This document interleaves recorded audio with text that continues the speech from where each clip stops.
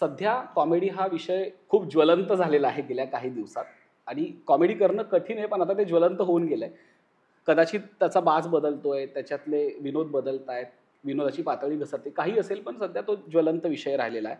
तुम्ही गेली अनेक दशकं कॉमेडीत काम करताय. तुम्हाला या सगळ्या प्रकरणाविषयी काय वाटतं, किंवा एकूणच कॉमेडीची सद्यस्थिती काय वाटते तुम्हाला? नाही, कॉमेडीची प्रत्येक काळात स्थिती पूर्वीपेक्षा बिकट अशीच होती. म्हणजे अगदी सुरुवातीपासून तुम्ही जसं बघत जाल ना, तर कॉमेडीला खूप मोकळेपणाने समाजाने प्रत्येक वेळी स्वीकारलंच असं नाही. फक्त त्यांची रिॲक्शन देण्याची क्षमता त्यावेळी कमी होती पूर्वीच्या काळात. आता ती सोपी आणि सहज साध्य झाली. म्हणजे पूर्वी एखाद्या विनोदाने जर कोणी दुखावलं तर किंवा तो गट किंवा ती मंडळी ती काय आपल्या घरापर्यंत पोहोचत नव्हती. ती त्यांच्यात चर्चा करायची की हे यांनी चुकीचं केलं आहे.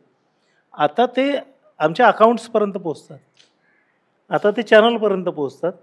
म्हणजे काय झालं आहे ना, पूर्वीपासून विनोदाला खूप स्पोर्टिंगली घेणं आपल्या एवढ्या मोठ्या समाजातल्या काही विशिष्ट गटाला शक्यच नाही झालं. काळ जसा बदलत गेला तरी एक गट कायमच ती रिजिडिटी ठेवून होता की ज्याला विनोद स्वीकारताच आला नाही.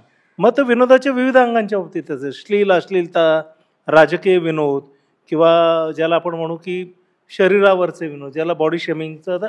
आता कसं झालं आहे ना, प्रत्येक गोष्टीला व्यक्त होणं सोपं झाल्यामुळे त्याचं प्रमाण आपल्याला दिसतं. अदरवाईज ते पूर्वीपासून ते होतंच की. म्हणजे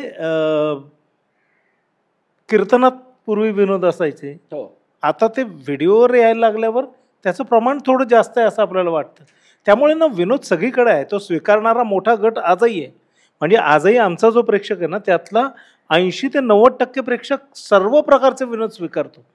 5 ते 6% प्रेक्षक असा आहे किंवा तो गट आहे की जो स्वीकारत नाही आणि तो प्रत्येक वेळी रिॲक्ट होतो, ज्याला आपण ट्रोलिंग म्हणतो. त्यामुळे ना विनोदाची स्थिती राजकीय पातळीवर पण प्रत्येक टप्प्यात अशीच होती.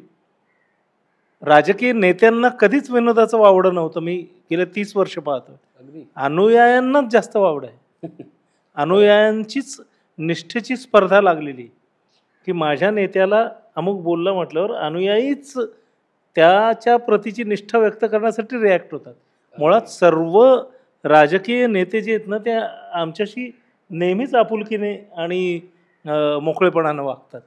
सर्वच राजकीय पक्षाचे. मग असेत्रेच्या बाबतीत आमचा अनुभव आहे. पण अनुयायांचं काही सांगता येत नाही त्यांना. आणि विविध गट जे आहेत ना, त्यांचे इंटरेस्ट पण फार सोपे असतात. म्हणजे तुम्ही तो विनोद केला ना, तर तो त्यांना दुखावत नाही.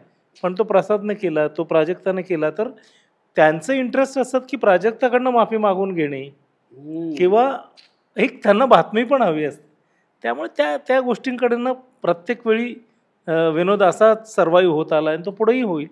फक्त सावध राहायला लागतं. आताची परिस्थिती, आम्ही आता सद्यस्थितीत विनोद करतो म्हणून आम्हाला कठीण वाटते. पूर्वी पुलांनाही हाच त्रास झाला असेल, बापूंनाही हाच त्रास झाला असेल, पण तरी मोकळेपणाने विनोद अजूनही घेतला जातोय.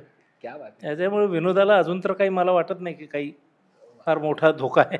वा, प्राजक्त सरांनी जे उत्तर दिलंय ते खरंच म्हणजे काय म्हणतात की सगळ्या प्रकरणाला एक वेगळा टर्न देणारं उत्तर असेल.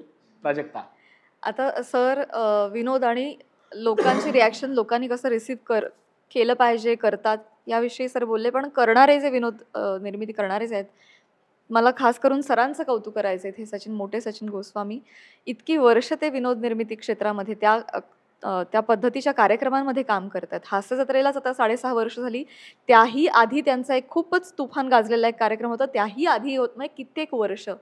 पण हे मी आवर्जून नमूद करू इच्छिते की कधीही सरांनी विनोदाची पातळी कधीही ओलांडली नाही, ती कधीच घसरली नाही. ती जी डिग्निटी आहे ती सदोदित मेंटेन केली.